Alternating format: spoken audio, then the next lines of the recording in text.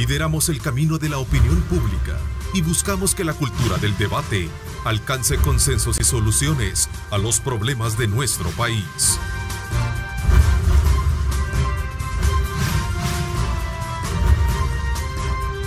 Diálogo con Ernesto López. Miércoles 15 de mayo de 2019, gracias por estar con nosotros, qué placer enorme saludarles como siempre, agradeciendo a Dios Todopoderoso por darnos esa oportunidad de poder ingresar hasta la intimidad de sus hogares. Gracias por su sintonía y sobre todo también por esos aportes muy importantes que tenemos a través de esa retroalimentación por medio de nuestras cuentas en Facebook, en Twitter y por supuesto también a través de nuestros sistemas de comunicación. Gracias por estar en sintonía de canales 15, 19 y 21.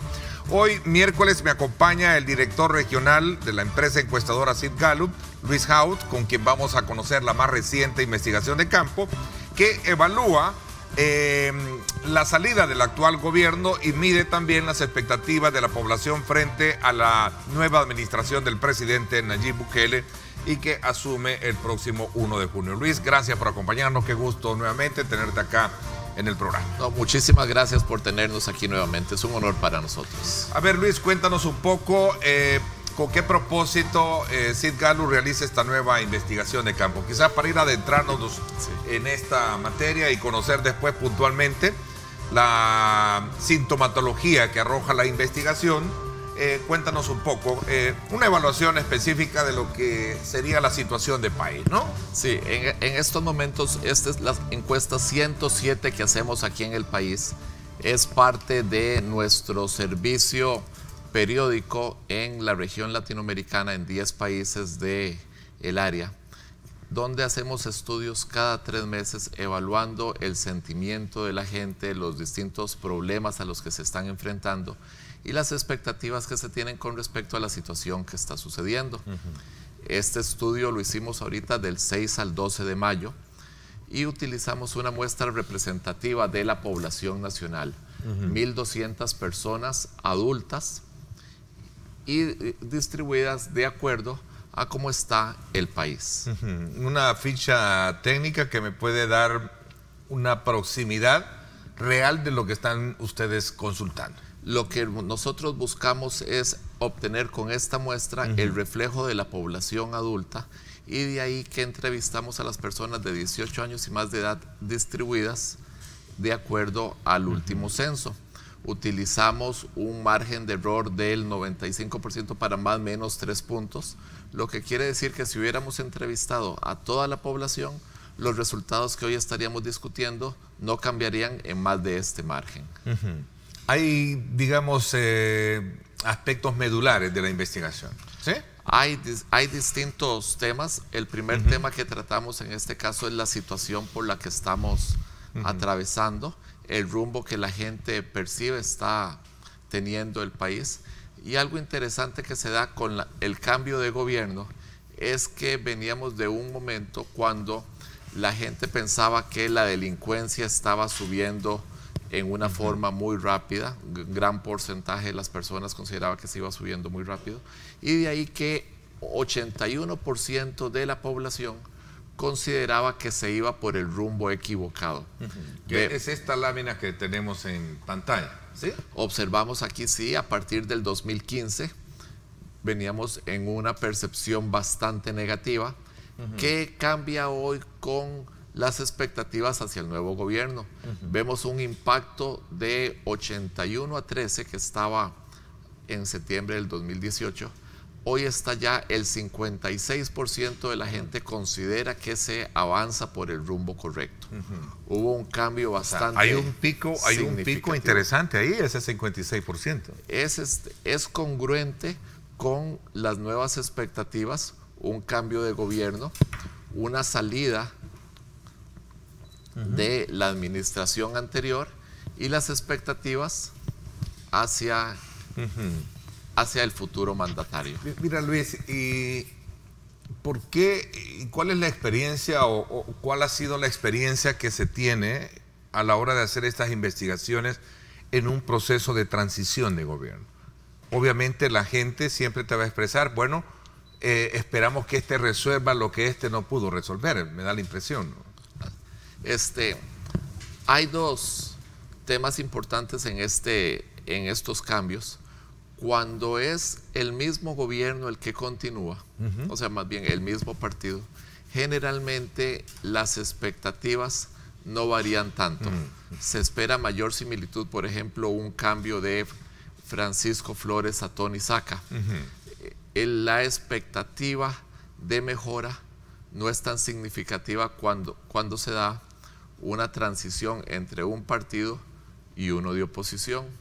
En este caso, además, se venía de unas expectativas muy negativas. 4 de cada 5 se expresaban en forma desfavorable del rumbo que llevaba el país, junto con un nuevo presidente que se espera y le exigen mejore, pero en realidad también hay una carta blanca que se le está dando. Confiamos, se le está extendiendo, ¿no?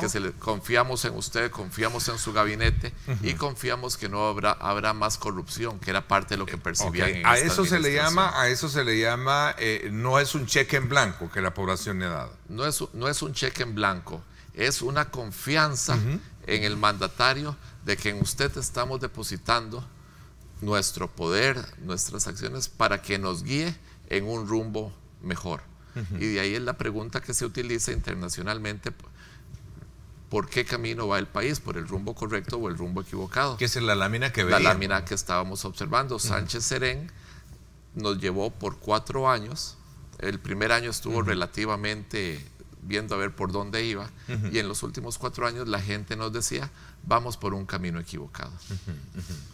Esa sintomatología o expresión de la sociedad no debe de ser subestimada cuando haces evaluaciones en un gobierno año con año.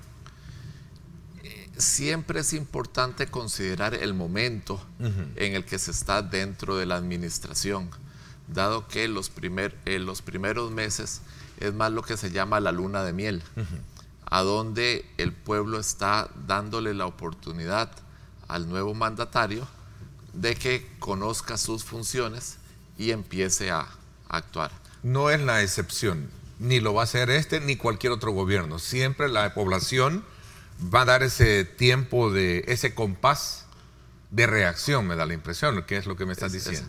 Que es la luna de miel, los primeros 100 días. Los primeros 100 días. ¿Existen esos verdad? ¿Existe en realidad esa, digamos, esa mención de los primeros 100 días? Más que los primeros 100 días en el... ¿O es un discurso que surge en la democracia estadounidense, que creo que fue ahí donde, si no mal lo recuerdo? Es una interpretación que se le ha dado a los primeros meses. Tenés los primeros 100 días para poder hacer un cambio. Así es, porque hay una luna de miel, ¿eh? Pero la gente, el pueblo en realidad no piensa en 100 días. Pensamos en un tiempo razonable para empezar a ver cambios. Puede ser, muchas veces es 1 o 2 meses cuando sucede algún evento importante, ya ese es suficiente para cambiar. Estábamos, por ejemplo, una vez un presidente en Costa Rica, iba muy bien, hubo un asesinato importante, él no dio declaraciones, y ese simple no dar declaraciones fue suficiente para que la población cambiara su opinión. A partir de ahí perdió expectativas. Lo contrario también sucede cuando llega un presidente con números bastante favorables y la confianza de la gente, las expectativas tienden a ser mayores. Luis, entonces, todo gobierno, independientemente cuál sea, los primeros 100 días deben ser muy bien aprovechados. No solo que deben ser muy bien aprovechados, sino que deben marcar la pauta de qué es lo que viene. Qué es lo que va a ser. Dicen que siempre hay solo una oportunidad para una primera oportunidad. Esos son los 3 primeros meses que tiene el mandatario. Marcar la pauta de cómo va a ser su gobierno. A partir de ahí la gente ya se va a formar una idea de lo que viene y entonces va a ser más difícil cambiar esta percepción. O sea, un gobierno debe de tener en claro que el aspecto comunicativo es indispensable. Hay una teoría que manejan mucho, ¿verdad? Gobierno que no comunica no hace nada. Definitivamente. ¿Por qué? Porque nosotros tenemos muchos problemas en la vida diaria. Nos tenemos que preocupar porque nuestro ingreso no alcanza, y de hecho es el principal problema que están exponiendo las familias aquí en El Salvador. Los ingresos no alcanzan para las necesidades básicas. Cuando salimos a nuestros trabajos tenemos que preocuparnos que no nos asalten. Está la delincuencia acechando en las calles. Por lo tanto, el interés que tenemos en los asuntos políticos, en lo que está haciendo el mandatario, pasa a tercero, cuarto, quinto plano. Si no me lo comunican, yo no le voy a prestar atención. Es relevante para toda administración estar diciéndole a la gente qué es lo que está haciendo, en qué está trabajando. Si no lo hace, yo voy a juzgar de acuerdo a lo que no veo. Y si no veo actuar, la evaluación es negativa. La situación convulsionada de cualquier país puede ser un factor positivo para mantener una vigente presencia del gobierno o de sus líderes frente a la población, como también para opacarlos si estos no son buenos comunicadores. Definitivamente la comunicación es la base del liderazgo. La presencia también, la presencia de ese líder, ¿no? La presencia, en este caso de un presidente. La presencia del líder, la presencia del mandatario en los problemas que interesan a la gente, en poder decirles qué se está haciendo y para dónde vamos. Y en el caso del presidente electo Nayib Bukele, que es muy poco frecuente para tradicionalmente o históricamente, como se ha visto, estar en medios, y lo hace más por sus cuentas en Twitter, ¿qué crees tú que puede esperarse, ¿no? La forma de comunicarse entre los líderes y la gente cada día va cambiando. Por lo tanto, digamos, los medios de comunicación, las redes sociales, es otra forma de comunicar. Es otra forma de hacerlo, es otra forma de estar cerca de las personas. Muchos han estado interpretando a Trump, que fue el primero que comenzó a utilizar directamente su Twitter, y le llevó a presidente de los Estados Unidos.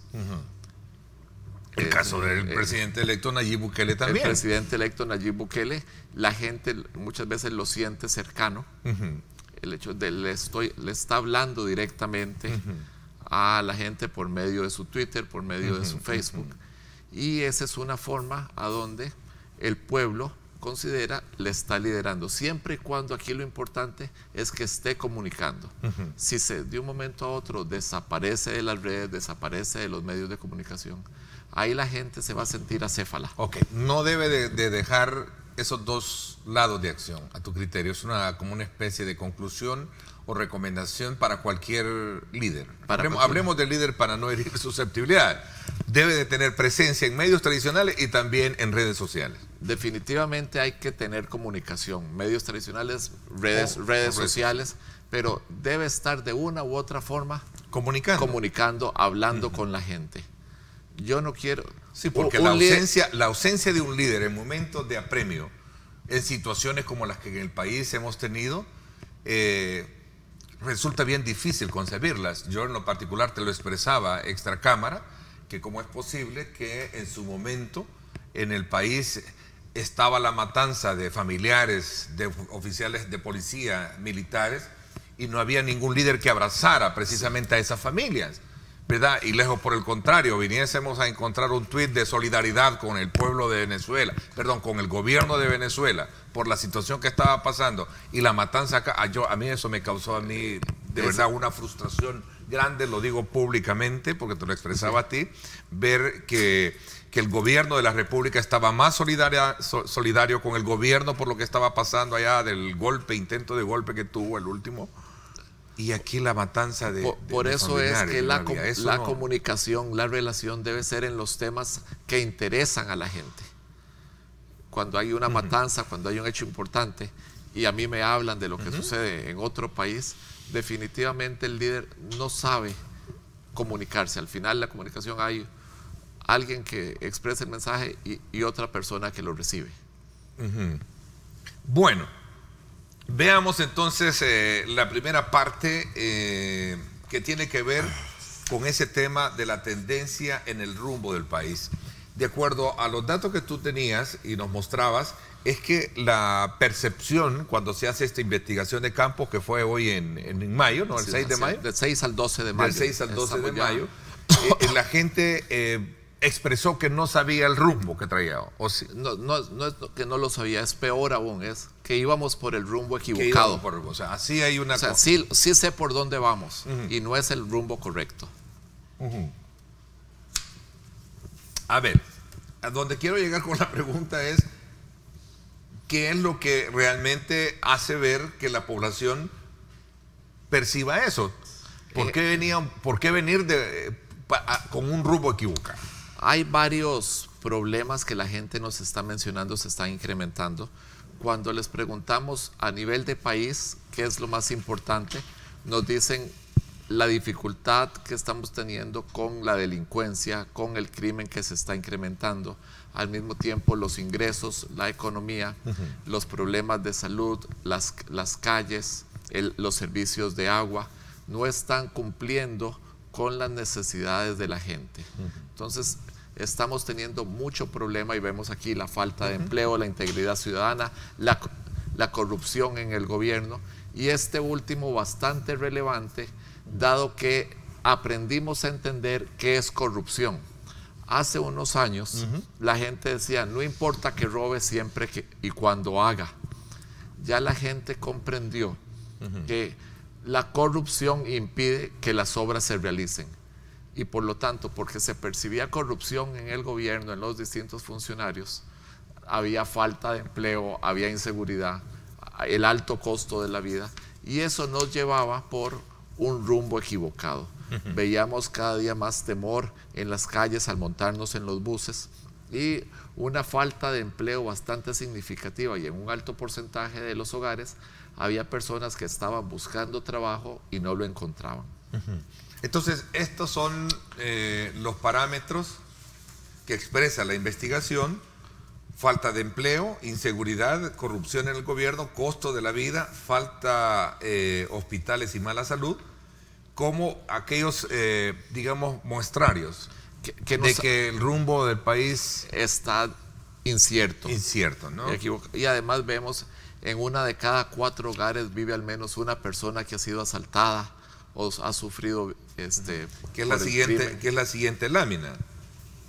Dice, en un 23% en mayo, la percepción es que un familiar, algún familiar en el hogar ha sido víctima de la delincuencia en los últimos 4 meses, y este porcentaje incluso se incrementa en San Salvador, en las áreas urbanas.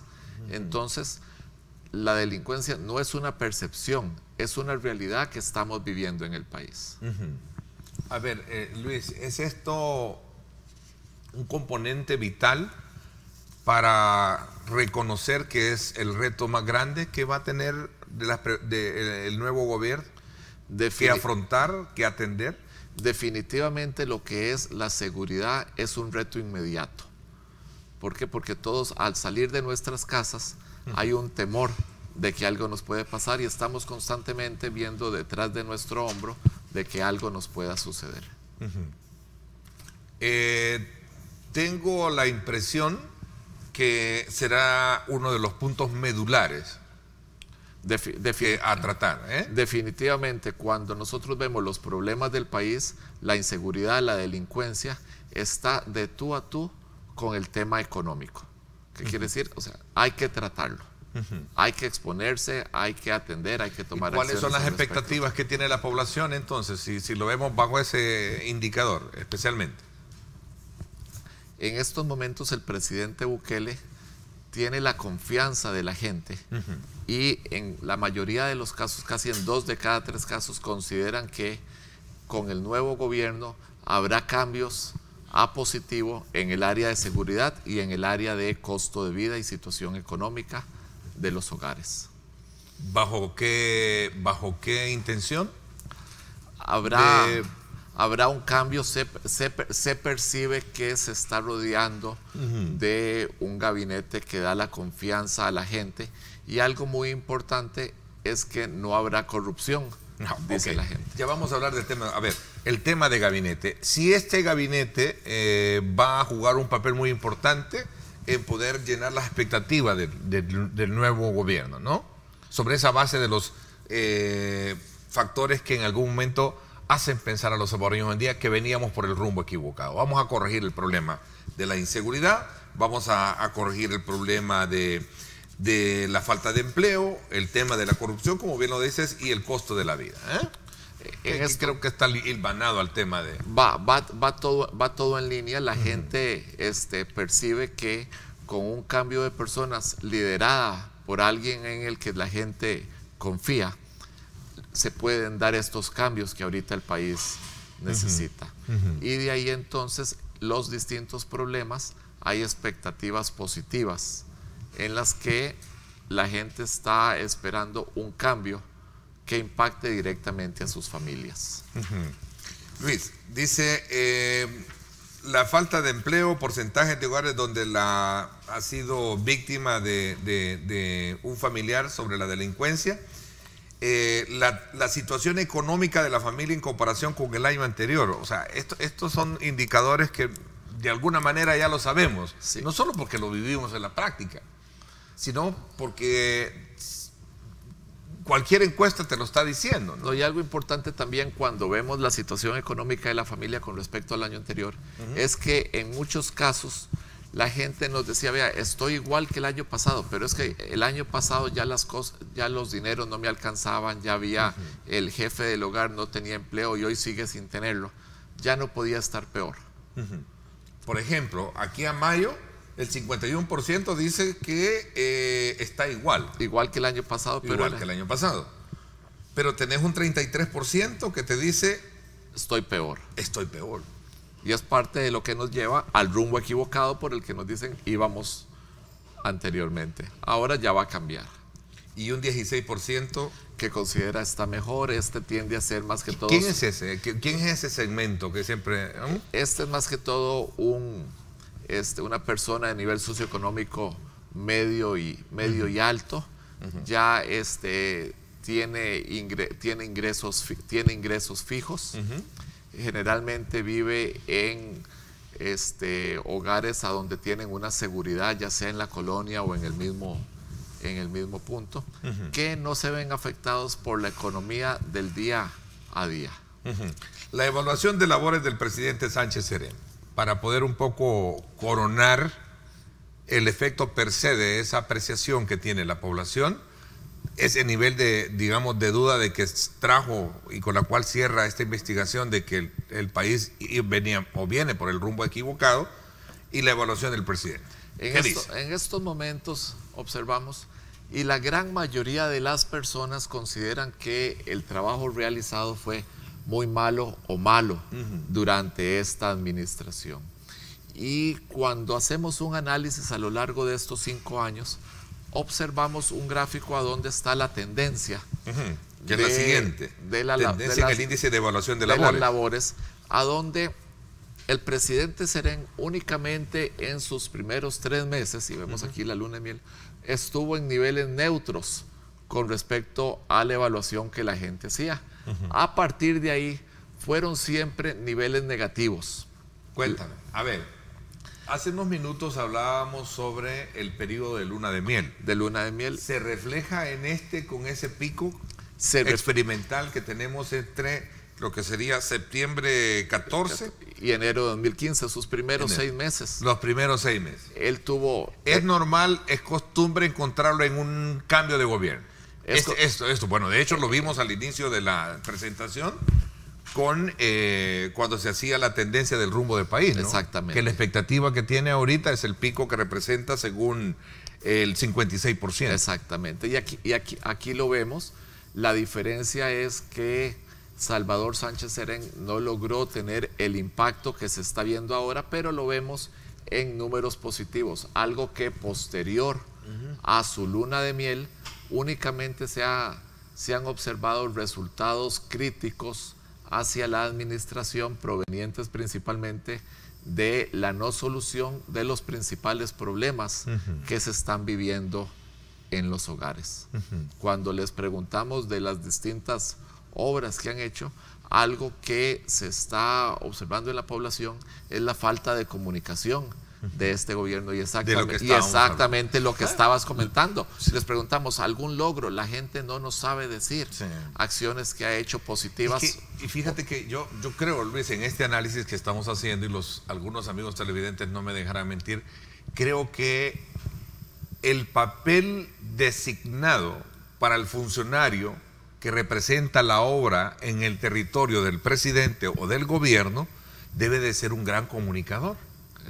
Porque si no puede comunicar él como persona o defender, ¿verdad?, justificar o promover un proyecto, difícilmente una política comunicacional, que aparte entiendo que ha sido bastante débil la que ha tenido el gobierno actual, difícilmente vas a lograr los objetivos de convencer a alguien de que si lo ha hecho. Alguien decía por ahí, no estoy queriendo decir que así ha sido, pero este gobierno ha hecho también buenas obras. Lo que pasa es que si no las decimos, la gente no las sabe. No podemos esperar que la gente sepa algo que nunca le comunicamos. Y entonces, cuando estamos viviendo los distintos problemas que hemos estado mencionando y nadie me dice las buenas obras, yo no las sé. Fíjate que nos lleva por el rumbo equivocado. Qué bueno encontrar este factor de análisis que tuvimos hace unos minutos en esta investigación. ¿Verdad? En esta investigación. Aquí se ve reflejado. Aquí se ve reflejado. Mira qué bueno. Y esa falta de comunicación nos lleva a una evaluación negativa, a que los problemas opacan completamente cualquier logro. No comunicaron el logro, le preguntamos a la gente qué ha hecho positivo, no nos sabe decir. Este gobierno nuevo que lleva el país debe de saber comunicar y debe de comunicar bastante. Debe de saber comunicar y debe de comunicar. Y ahí así aprovechar todas estas buenas virtudes que se le están otorgando. Y más aún ahora en este nuevo contexto donde la población, como tú bien lo dices, tiene una gran expectativa del nuevo gobierno. Sí. De hecho, la gran mayoría, pues vamos a ver. Y que se genera, de acuerdo al análisis que tú me hacías, producto de una transición de cambio, no una transición de un gobierno de partido en gobierno, ¿no? Exactamente. Ese es un factor importante que hay que aprovechar como país, montarse en esa ola, ¿no? En ese cambio verdadero, cuando es una transición de administración, pero con el mismo partido, las expectativas de algo diferente no son tan altas, porque al final muchas veces la misma gente se mantiene. En este caso sí es un giro de 180 grados con respecto a la situación actual. Y por lo tanto la gente ahora sí se va a actuar, ahora sí se va a comunicar, ahora sí va a haber acciones en las que va a haber un impacto en mi vida. Fíjate que este nivel o el alcance del estudio y la investigación que ha hecho tu encuesta coincide con muchas, ¿no? Cuando hace esa evaluación de gobierno y de la gestión del mismo presidente. Administración en periodos similares, desde el 88 al 2019, en una evaluación está el presidente Sánchez Serén, Funes, Saca, Flores, Calderón Sol, Cristiani y Duarte. Veamos, ¿qué dice? ¿Qué dice esa encuesta? Aquí, por ejemplo, me encuesta. Sí, observamos que Sánchez Serén es el presidente peor evaluado en estos momentos al terminar su gestión. Y aquí exactamente lo que hablábamos al principio, de que los mandatarios deben ser considerados de acuerdo a su momento respectivo dentro de la administración.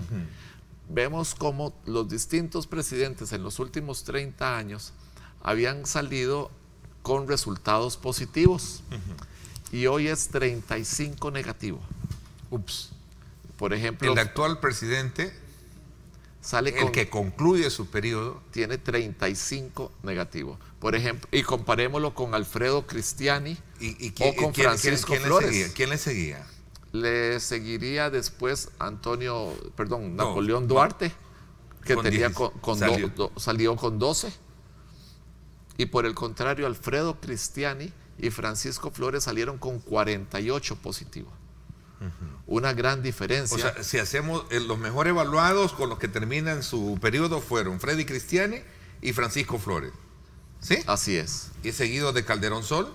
Seguido de Calderón Sol y Mauricio Funes. Mauricio Funes, ¿verdad? Saca con un 17 y ahora pues tenemos con el 35%. 35%, y de ahí que nunca en la historia de los estudios de investigación aquí en El Salvador habíamos observado esos números tan bajos y desilusión tan alta del pueblo con respecto a su presidente.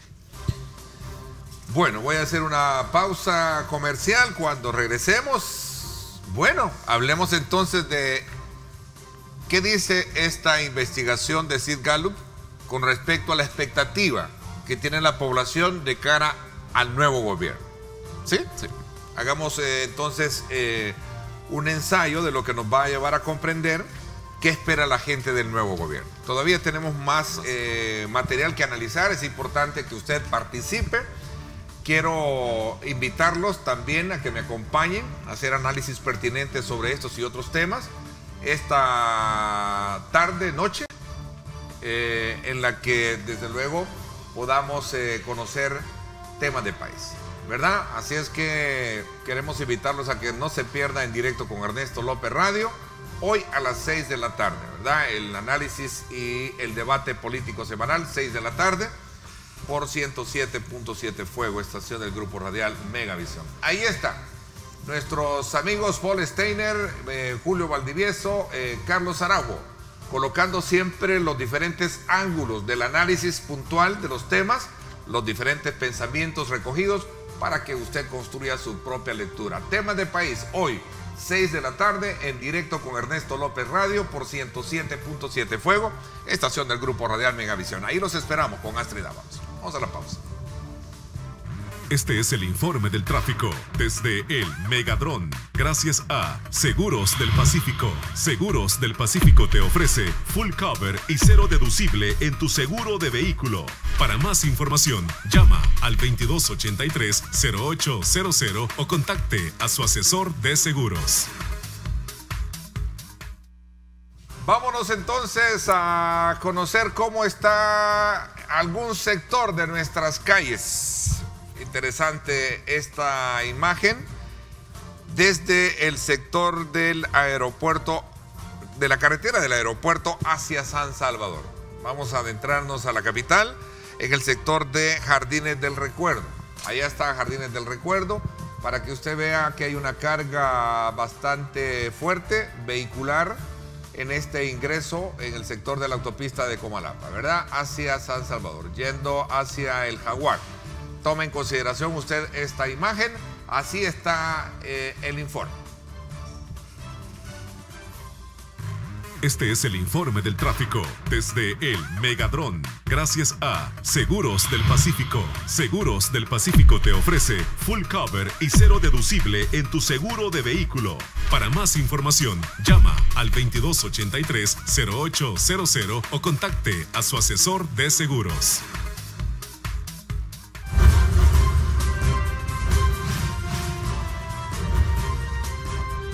Diálogo con Ernesto López. Estás viendo Diálogo con Ernesto López.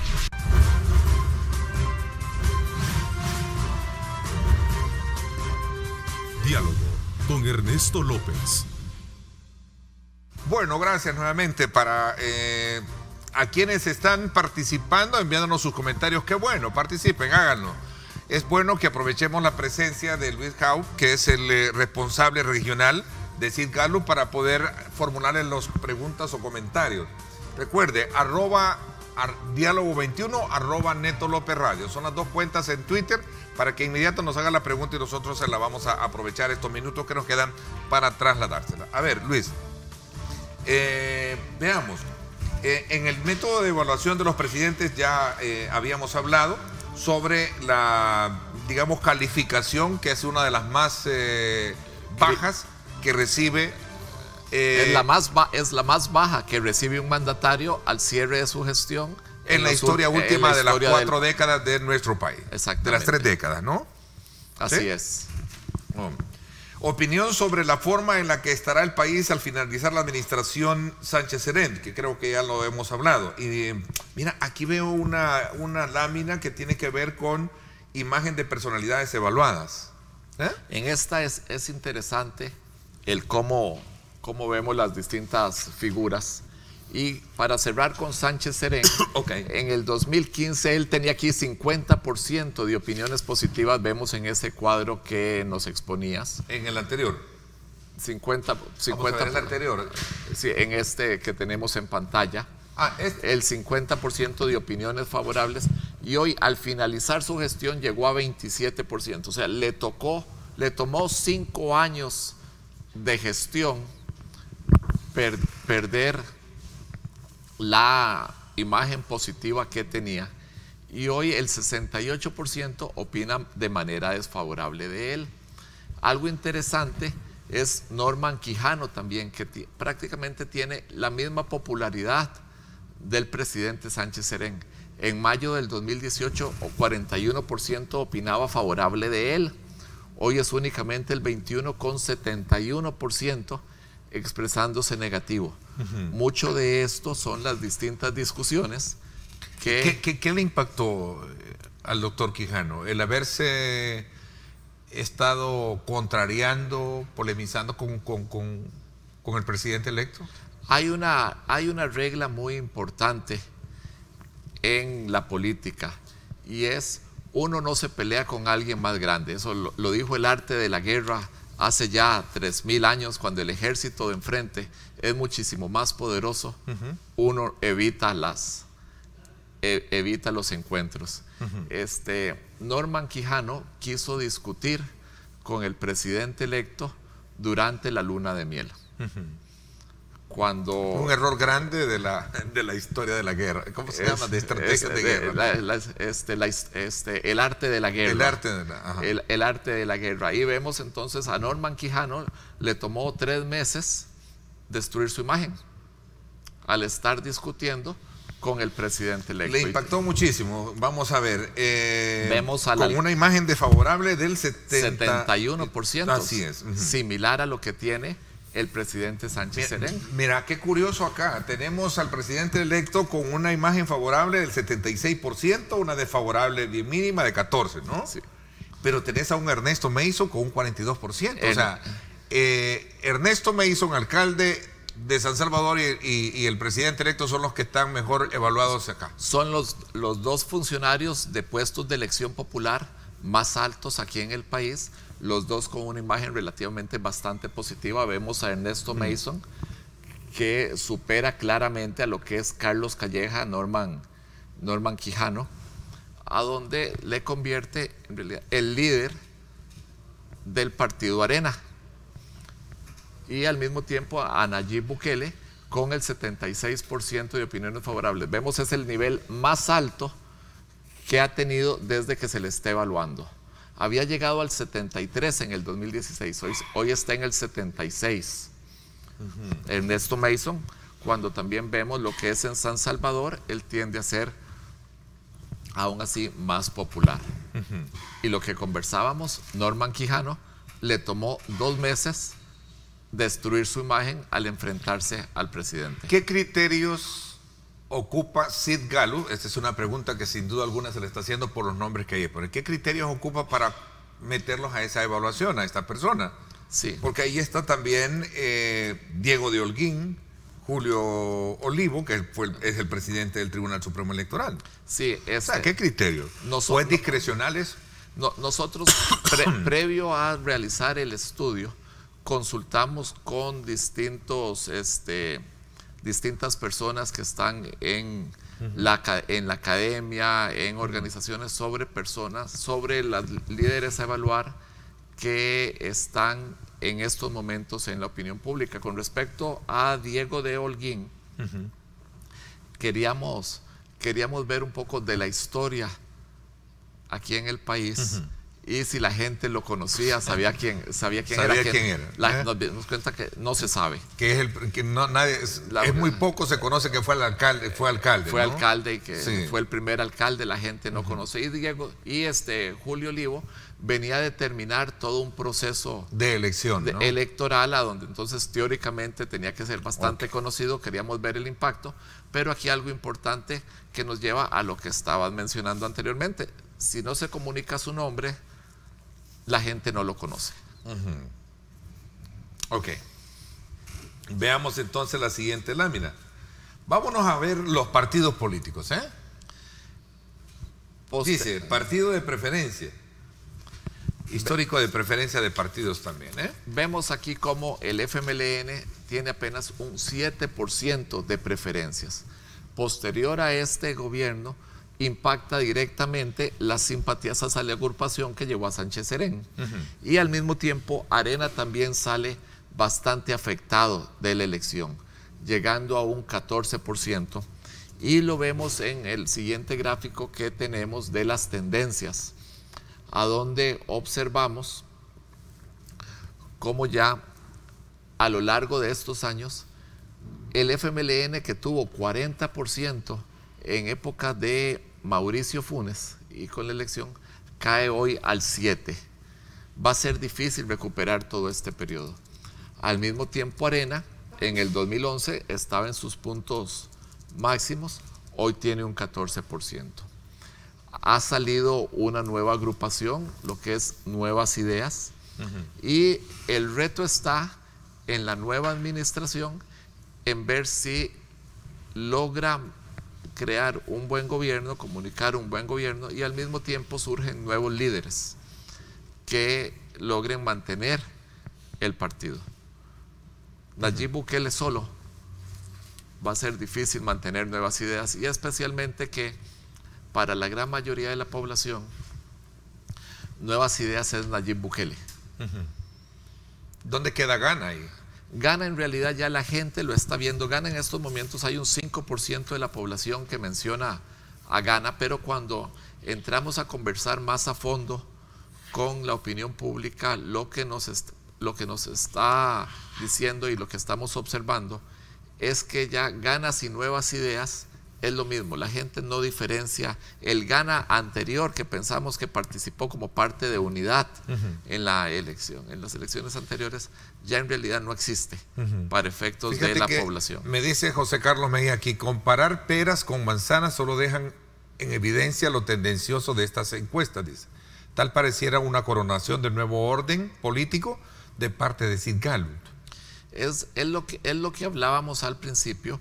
En estos cambios de gobierno se observan tendencias a donde la opinión pública está esperando con ansias un rumbo que les lleve a mejores destinos. Los problemas que hemos estado observando ahorita, no se veían acciones, no se veía comunicación con respecto a distintos actos que mejoraran el nivel de vida. Y eso lo observamos también en el cambio cuando llegó Mauricio Funes, que se vio un cambio en las expectativas. O sea, no tiene por qué extrañarnos este tipo de acomodación. Es parte. O sea, la constelación política electoral mueve todo el escenario, ¿no? Estamos pasando por un momento, y lo que hablábamos nuevamente de la luna de miel, a donde estas expectativas, estos cambios hacen que haya un cierto sentido de confianza absoluta hacia los nuevos gestores de la administración. Por eso no habría que extrañarse que esto va bajo la lógica de que toda buena expectativa o todo disparo de expectativa es positivo encontrarlo en un proceso como este. Totalmente. Eso lo hablamos al principio, para responderle totalmente. a no es solo aquí, José Carlos Mejía. No es solo aquí en El Es Salvador. un comportamiento normal encontrarlo en cualquier latitud, ¿no? Exactamente. Ok, digo, latitud de sociedad que está en este momento. A ver, ¿a dónde fue realizada la encuesta? Pregunta acá. Fue una muestra a nivel nacional representativa de toda la población adulta, y la terminamos el pasado 12 de mayo. Bueno, ok, sigamos entonces con esta lógica de analizar y estudiar un poco el comportamiento de los partidos. Veamos las siguientes láminas.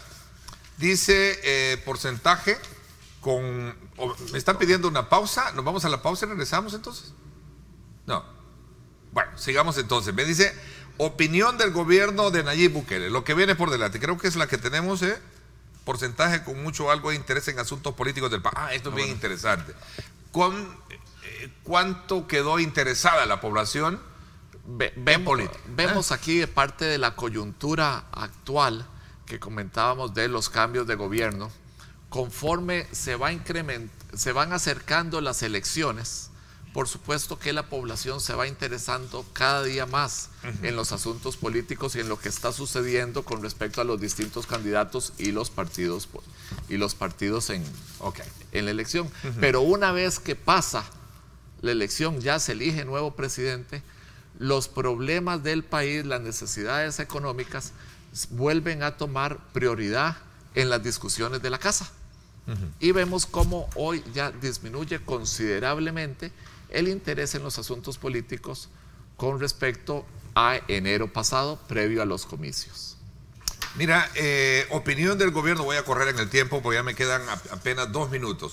Vamos a ver, opinión del gobierno de Nayib Bukele, confianza en que Bukele cumpla sus promesas, confianza en que Bukele forme gabinete con personas honradas,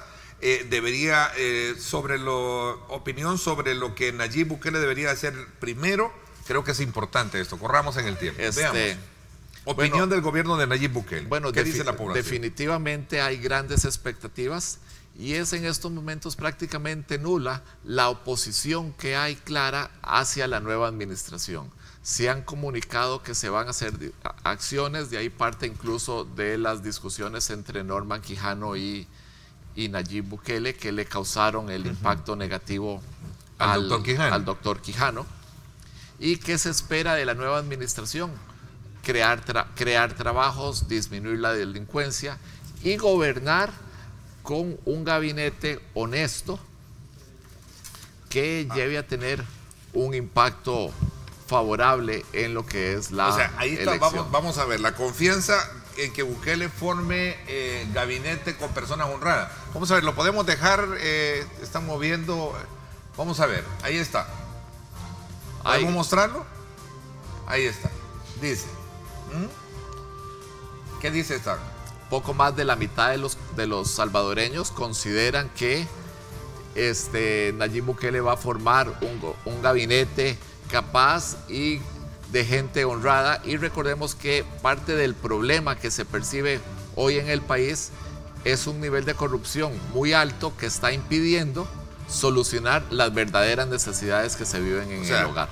Pero es un 53% es la confianza de la población. Sí, porque lo que está sucediendo es que la figura de Nayib Bukele es muy fuerte y entonces tiende a opacar al resto del equipo. Vamos a ver, opinión sobre lo que Nayib debería de ser. Primero, más empleo, es la siguiente encuesta, ¿sí? Bueno, más empleo, seguridad y combatir la corrupción y mejorar la educación. Salarios. Y yo no solo quiero trabajo, sino quiero un salario digno. Bueno, y tiene mucha expectativa de que la población, y esta es casi de las últimas, la antepenúltima opinión de cómo quedará el país al terminar el gobierno de Nayib Bukele. Hay expectativas positivas. El 59% cree que va a quedar mejor. Que va a quedar mejor, a diferencia del actual, a donde la gran mayoría nos dice estamos peor que cuando Mauricio Funes finalizó. Y sigue la popularidad electoral de él, la preferencia con un 69% que votaría por Nayib Bukele. Es la siguiente país. Exactamente, hoy si las elecciones fueran hoy, hay ya mayor porcentaje, especialmente los que votaron por el FMLN, dicen que estarían apoyando a Nayib Bukele si las elecciones fueran hoy. En resumen, vamos saliendo de un gobierno bastante difícil, con un presidente que fue muy mal evaluado debido a que no tuvo la presencia en la opinión pública, actuando con los problemas que estaba enfrentando los hogares en el país, en un momento de cambio, a donde hay un líder con una popularidad muy alta que le lleva a tener grandes expectativas por parte de la población con respecto a los principales problemas que vive el país y que les va a guiar por un rumbo correcto en los próximos años. Tiene dos, síntomas eso. Uno positivo, si logra llenar esa expectativa, como también la reversión. Pero al mismo tiempo, cuando hay grandes expectativas, también se cobra fuerte. O sea, la gente le va a solicitar acciones. Se van y esas acciones a mayores expectativas más pronto que las piden. Hay que cuidar muchísimo del éxito, dicen, porque a veces el éxito lo puede llevar al fracaso cualquiera, ¿no? Hay que saber administrar, hay que saber comunicar. Así es. Excelente. Luis, te agradezco que me hayas acompañado, que siempre estés atentos a darnos en primera mano estos estudios que representan una fotografía del momento, ¿verdad? Así es. Son fotografías de momento para poder articular cualquier lectura de país con relación a estos temas que hemos mencionado. Te agradezco mucho. Muchísimas gracias, un gran honor estar aquí. Vamos a la pausa. Cuando regresemos, Armando Flores, director general de aduanas, para que nos comente. Gracias, Luis. Este es el informe ya completo del estudio, que bueno, lo vamos a tener de primera mano para las consultas pertinentes. Armando Flores, director general de aduanas, hablándonos de la situación en las fronteras cuando regresemos.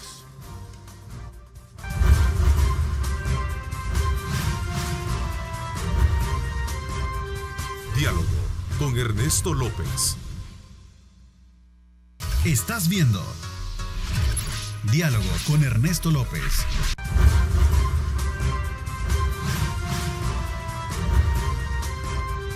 Diálogo con Ernesto López. Bueno, gracias nuevamente por estar con nosotros. Saludo cordialmente a Armando Flores, director general de aduana. Gracias, Armando, por estar con nosotros. Buenos días, Ernesto. Muchas gracias por la oportunidad y un saludo cordial para los amigos y amigas televidentes. ¿Cuál es el estatus? Voy a comenzar acá. ¿Cuál es el estatus de la situación que hay en las fronteras con relación a la implementación de la Declaración Única Centroamericana conocida como DUCA, que fue desde luego el punto medular de lo cual ha generado algunos impases en nuestras aduanas? La situación tiende a normalizarse. Día con día la DUCA, que es la Declaración Única Centroamericana, va estabilizándose poco a poco. Recordemos, Ernesto, que este es un proyecto regional, es un proyecto de los países de Centroamérica, no es un proyecto de la aduana. Hay que decirlo de esta manera, la aduana no es la madre de esta criatura.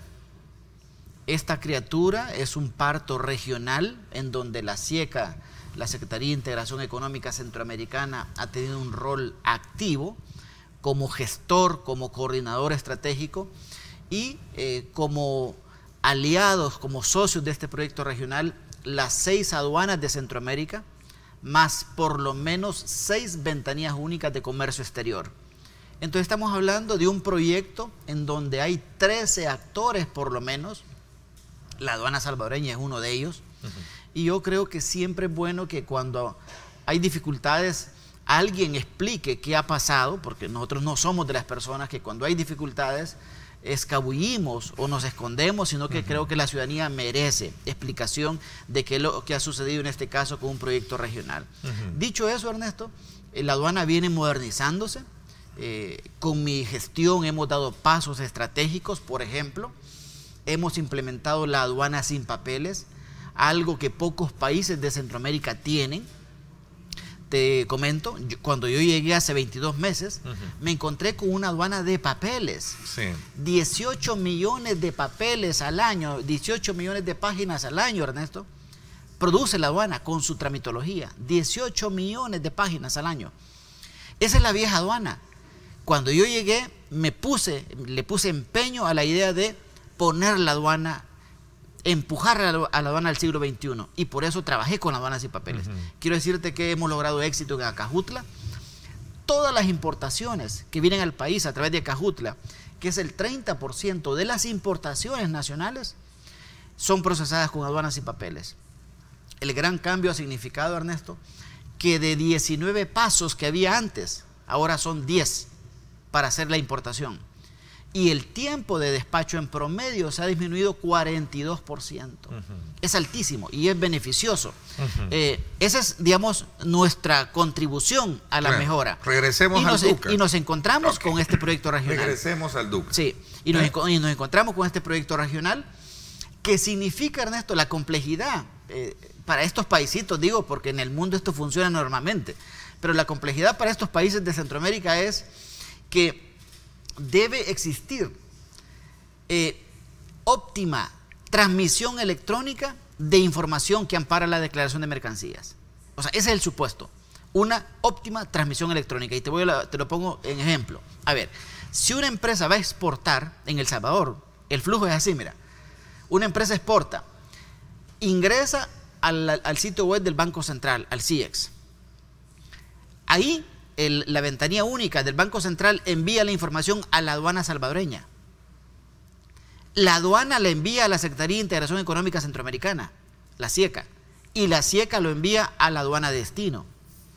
Eso necesita un canal eficiente de transmisión electrónica que ahora la DUCA nos ofrece esa expectativa.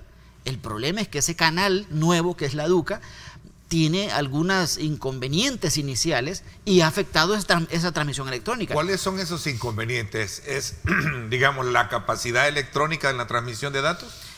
Ha habido... Te lo digo porque eso no es común encontrarlo, pues aquí vivimos del engaño de aquellas empresas que se dedican a ofertar, ¿verdad?, el Internet, por ejemplo, en transferencia para el uso de esa conexión, y al final no te están vendiendo ni están dando de esto. No es un invento mío. El mismo presidente del tribunal, la misma autoridad del Tribunal Supremo Electoral tuvo un problema con transmisiones de datos. Yo no te podría dar opinión seria, fundamentada, porque este es un proyecto que lo contrata la Secretaría de Integración Económica Centroamericana. Ellos contrataron a las empresas que brindaron ese soporte tecnológico. Las aduanas, como ejecutoras, contribuyeron al diseño de esa nueva carretera. Y que me atrevería a pensar que son dos actores diferentes. Una cosa es quien te monta la infraestructura y otra cosa quien te da la carretera. Bueno, y entonces, te quiero decir, El Salvador... El problema es ser de quienes te dan la carretera, porque aquí solo son tres empresas de telefonía, ¿no? Nosotros hemos pedido un informe a la Secretaría de Integración Económica Centroamericana por iniciativa de El Salvador.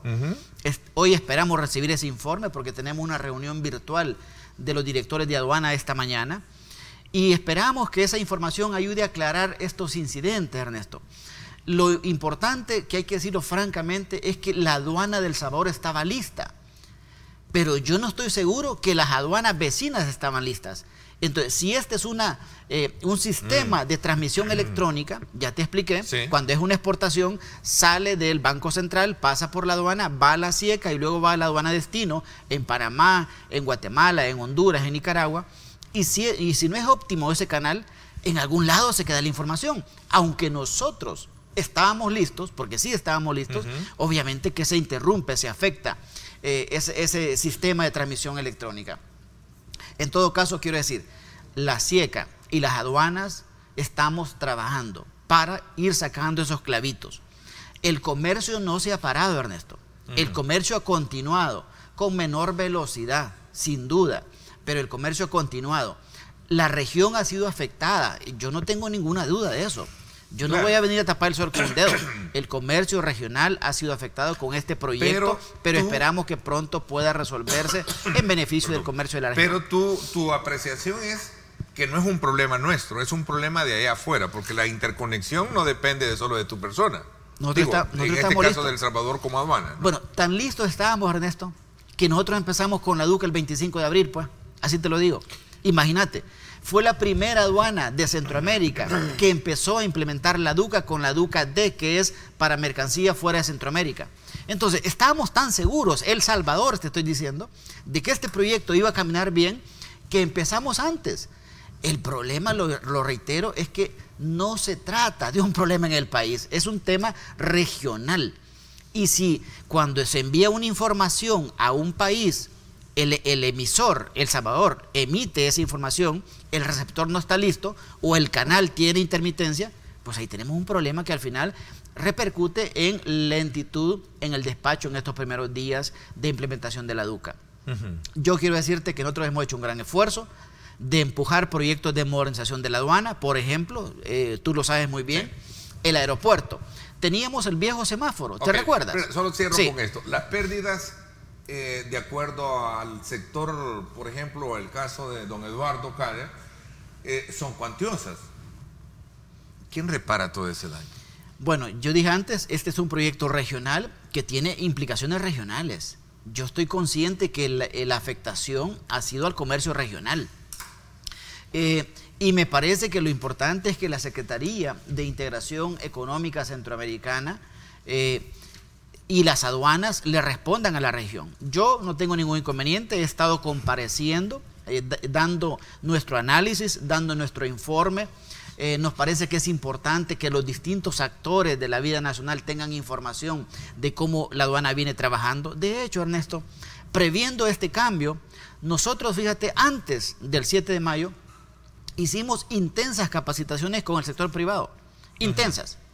Hicimos amplias jornadas de divulgación con el sector privado y además hicimos tutoriales, Ernesto, tutoriales para cómo manejarse con la DUCA en la región. Eso lo conoce el sector privado, valoran el esfuerzo que hizo la aduana. Y después, cuando empezamos a ver el 7 de mayo cierta intermitencia, nosotros pedimos una contingencia, aplicamos la nacional y pedimos la regional. Así fue como el 8 de mayo se aprobó una contingencia regional que ayuda a acompañar al sector privado cuando tenga un problema de transmisión. Pero no ha sido de la, digamos, como del beneplácito. ¿Cómo no?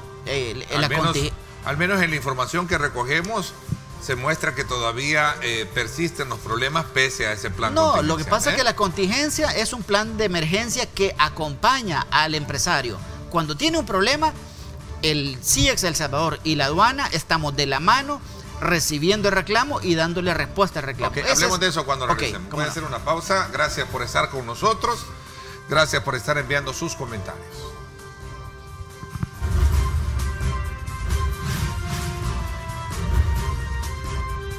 Diálogo con Ernesto López.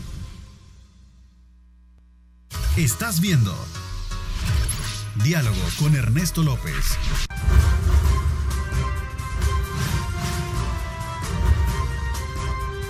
Diálogo con Ernesto López.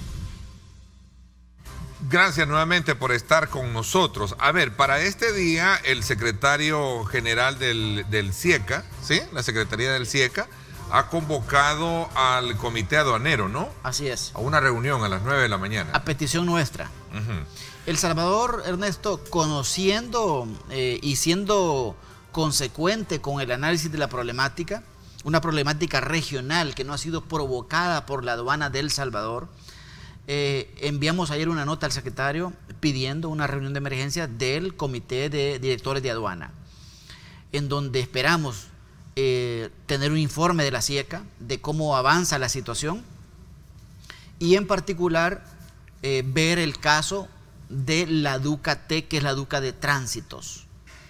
La DUCA-T es una modalidad de la DUCA que ha estado afectando, según nos dicen los transportistas, por la mayor complejidad que tienen el llenado. Ese es un tema, digamos, particular, pero es importante.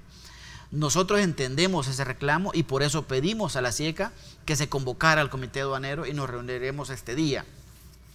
Obviamente que el objetivo es que nosotros, la aduana de El Salvador, siempre esté interactuando con el sector privado. Quiero comentarte que mi gestión ha sido una gestión altamente dialogante con los transportistas, Ernesto, con las 4 gremiales del transporte internacional de carga. En estos 22 meses que cumplí esta semana, llevo 25 reuniones, incluida la de anteayer. 25 reuniones en 22 meses. Eso te muestra una gestión dialogante, de discusión, de análisis y de búsqueda de soluciones. Yo creo que la gestión pública siempre tiene que tener eso, poner el oído en los interlocutores y que esa capacidad de escucha nos permita buscar soluciones. Yo siempre digo, en mi gestión, en mi trabajo, siempre quiero buscar solución a los problemas, no problemas a las soluciones. Y en este caso, en los primeros días había gente que estaba insinuando que la solución era darle marcha atrás a la DUCA. Eso te iba, porque de alguna manera los transportistas de carga que amenazan con un paro por estos problemas, también establecen de que hay que darle modificación a ese mecanismo. Tengo acá, por cierto, de la DUCA-T, sí. Sí, tengo acá, por ejemplo, un mensaje que me envía don Raúl Alfaro de ASTIC, donde dice: les daremos el beneficio de la duda de empezar esta semana el trabajo de simplificación, conociendo que la frontera está prácticamente en paro. En este sentido, dice el secretario del CIECA, me hace una atenta invitación a participación en la elaboración de la nueva DUCA-T. No sé si es... Sí, no sé si estoy hablando de otro componente, no, estamos bien, o es del mismo efecto. Estamos bien, tal vez no retroceder, sino de perfeccionar ese... Vaya, mira, yo creo que esta discusión siempre tiene que ser sensata. Okay. ¿Por qué? Escuchándote a ti, esta persona dice, las fronteras están en paro. Yo te voy a dar el dato de ayer. Ayer, pasaron por la frontera, Ernesto, el número es 1.450 camiones. ¿Cómo es eso? Que un dirigente empresarial del transporte dice, las fronteras están en paro. No, dice prácticamente en paro. Bueno, dice, ¿no? O sea, prácticamente en paro. Yo en eso quiero ser serio. No hay paro, o sea, perdón, Bueno, no está paralizada el ingreso de... Ayer por la frontera pasaron 1.450 camiones. Ayer. Entonces, yo no estoy diciendo que la situación está bajo control plenamente. A ver, veamos estas imágenes de las ahí están distintas aduanas, sí. Vean ustedes primero, el lado izquierdo es el POI. Ahí tenemos un sistema tipo autobanco, como lo pueden notar. Es la primera aduana de la región, Ernesto, amigos y amigas, que tiene ese sistema. El camionero no se baja, sino que ahí ingresa la documentación a través de la cápsula tipo autobanco. Y pues el reporte que hemos tenido es que la situación es más o menos normal.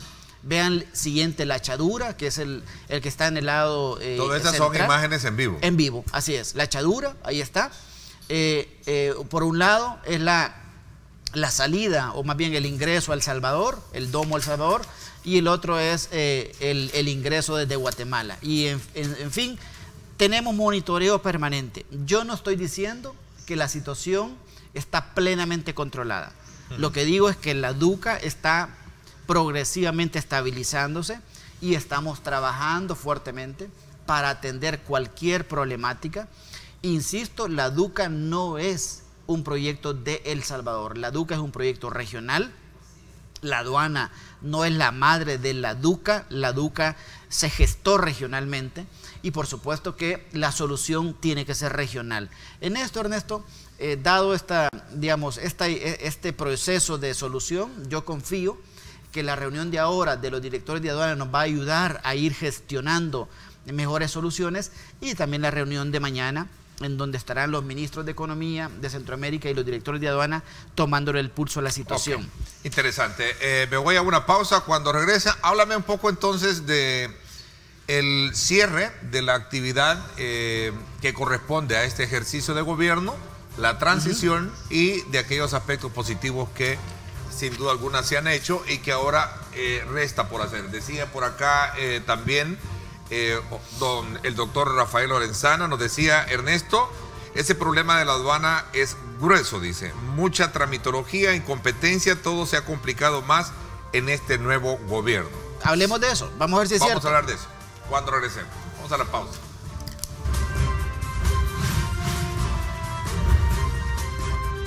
Diálogo con Ernesto López. El futuro es imaginar, es pensar en grande. Prepárate hoy, estudia en la UFG y amplía tus oportunidades. UFG, tecnología, innovación y calidad. Bueno, gracias nuevamente por estar con nosotros. A ver, el reto, el camino es largo por recorrer cuando se trata de hacer una evaluación. Todo se ha complicado en este gobierno, dice el doctor Rafael Lorenzana. Gracias por estar pendiente de nuestro. Yo no puedo responderle al ciudadano por el gobierno. Yo le voy a hablar de lo que he hecho en 22 meses en la aduana. Yo me encontré a la vieja aduana, que es la aduana de papeles.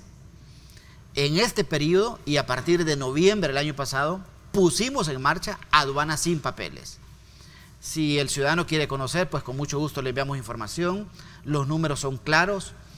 En el caso de la importación, los pasos se han disminuido de 19 a 10 pasos para importar y el tiempo se ha disminuido en 42% en canal verde y 25 a 30% en canal rojo. En días, imagínate, Ernesto, en días, antes era un día 9 horas y ahora son 19 horas en Acajutla para importar en canal verde. Todavía se puede seguir mejorando, pero esto muestra una aduana que está empujando hacia la modernización tan necesaria. Aduanas y papeles, sin duda, es uno de los principales legados en estos últimos 22 meses que sirve para seguir empujando a la aduana al siglo XXI. Segundo, para todas las personas que tienen la oportunidad de viajar saben que durante 30 años se tuvo un semáforo en el aeropuerto para seleccionar pasajeros. ¿Tú te recuerdas eso, Ernesto? El semáforo, de manera aleatoria, escogía a quién sería objeto de revisión. No había análisis de riesgo de ese pasajero. Ahora hemos empezado a través de la interconexión con migración en un sistema inteligente de gestión de riesgo, con información de los pasajeros. Y eso nos ha permitido bajar la intervención, bajar el número de revisiones y aumentar los hallazgos en el aeropuerto. Y ya que dije eso, ahora en mayo entregamos el nuevo sistema de gestión de riesgo de la aduana, Ernesto. El sistema de gestión de riesgo de la aduana es el mecanismo que le permite priorizar en qué actores de la cadena logística va a enfocarse la labor de análisis de investigación. En la cadena logística, en las empresas transportistas, importadoras, exportadoras, navieras, desconsolidadores, etcétera, en todos ellos, la gran mayoría son empresas honestas, responsables, cumplidoras de la ley. Y hay algunos que quieren pasarse de listos. La clave es que el sistema de gestión de riesgo tenga la capacidad de identificar dónde hay más riesgo en la operación de aduana y ahí activar procedimientos especiales de la aduana. Entonces, entregamos ahora un nuevo sistema de gestión de riesgo. Cuarto tema, yo en lo personal he enviado a la Fiscalía decenas de casos, en estos 22 meses, decenas de casos de posibles comisiones del delito de contrabando de mercancías, en donde han sido involucradas empresas, aparecen auxiliares de la función pública aduanera y hasta empleados de la aduana. Creo que así tiene que ser siempre. El flagelo del contrabando, la aduana tiene que seguirlo trabajando. De hecho, en mi gestión reactivé la unidad anticontrabando, que estamos apoyándola con más recursos para que tenga la mayor capacidad de fortalecer la lucha contra el contrabando desde la aduana, que se tiene que complementar con la Fiscalía, Ernesto. La Fiscalía ha recibido decenas de casos de la aduana y nos alegra que en algunos casos van caminando la investigación, en otros quizás por saturación no camina, pero este es un esfuerzo de país. El contrabando es un flagelo que afecta el país y la región y hay que seguir cerrando filas en esa materia. Además, ¿Qué le queda al nuevo gobierno? Bueno, yo creo que entregamos, en este caso, en estos 22 meses, hemos empujado a la aduana a ir ya instalándose más en el siglo XXI, con la aduana sin papeles, pero hay que seguir profundizando esto, Ernesto. La aduana es importantísima para la economía. Lo que haga o deja de hacer la aduana afecta a la economía. Entonces, yo creo que no nos recordemos de la aduana solo en estos momentos, donde hay situaciones que molestan al comercio. Hay que apoyar a la aduana, hay que ponerle más recursos a la aduana. Te quiero decir una cosa, el personal de la aduana, en términos numéricos, en los últimos años, lo que ha venido es decreciendo. La operación de comercio sigue aumentando año con año, entre 5, 7, 8%. El personal de la aduana viene decreciendo porque no hay recursos para contratar más personal y además tenemos personas que se nos van falleciendo. Año con año hay hasta decenas de personas que fallecen en la aduana. Tenemos personas con enfermedades lamentablemente graves en la aduana. Tenemos personas ya bastante con edad avanzada trabajando en la aduana, lo cual nos alegra, pero es parte de nuestra realidad. Y además tenemos el desafío de fortalecer el talento humano, dotar de más recursos, de más capacidad instalada, de más tecnología, Ernesto. Aduana sin papeles, quiero decirte, se ha hecho, mírame, con esfuerzo propio de la aduana.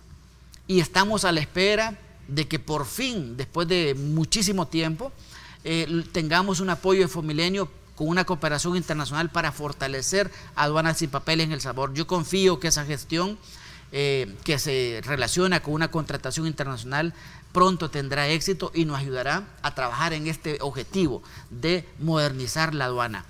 El que tenga éxito la aduana es generar éxito en la economía.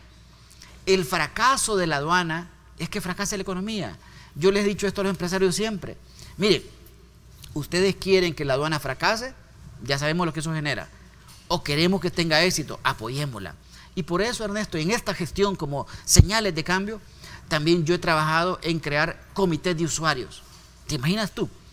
Jamás en la vida de la aduana se creó en una aduana, por ejemplo en Acajutla, un comité de usuarios público-privado. Cada mes yo voy a Acajutla a reunirme con los usuarios, con las navieras, con los desconsolidadores, con los agentes de aduana, con los importadores, con los exportadores, con CEPA, la policía, agricultura, analizando la operación del puerto y de la aduana en el puerto y buscando soluciones. Entonces, creo que este esfuerzo de contacto público-privado, de diálogo responsable, de diálogo sensato y propositivo, necesitamos en el país. El país está cansado de una confrontación estéril que no nos lleva a soluciones. Necesitamos soluciones. Y yo creo que en la aduana hemos instalado un proyecto de transformación que siempre es insuficiente, pero vamos avanzando. A 15 días para que asuma el nuevo gobierno, este va a ser un problema que va a tener que encontrarse el nuevo director de aduana, ¿no?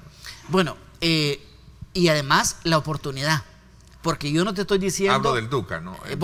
Estamos trabajando, Ernesto. Yo esperaría que en los próximos días la DUCA termine de estabilizarse, pero quien asuma en la aduana, el día que asuma, va a encontrar un proyecto de cambio que hay que seguirlo empujando.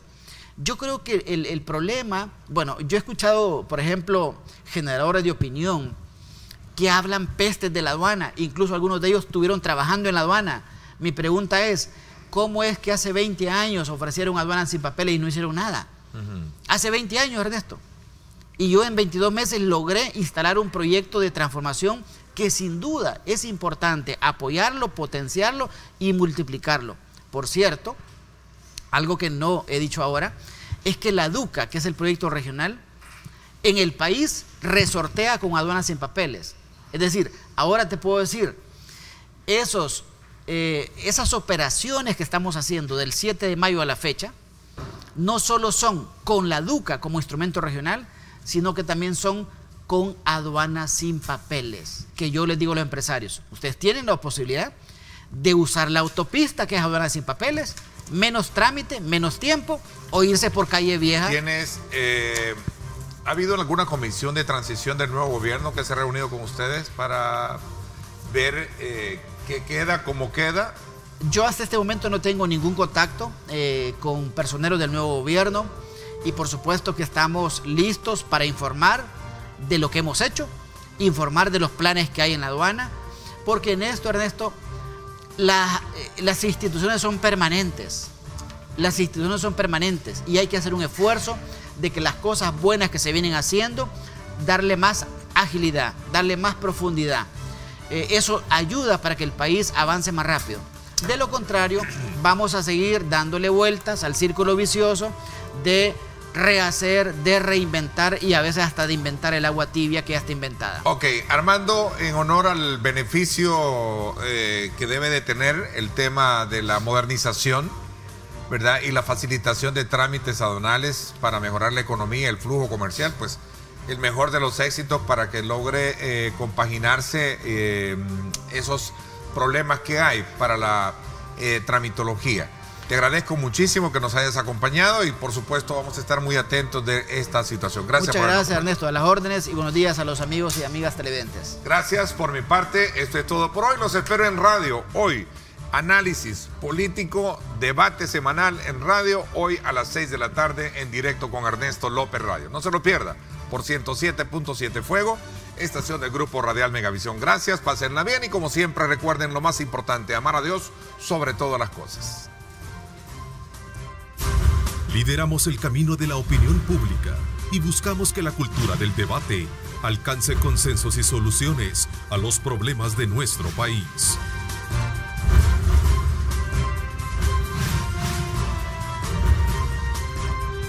Diálogo con Ernesto López.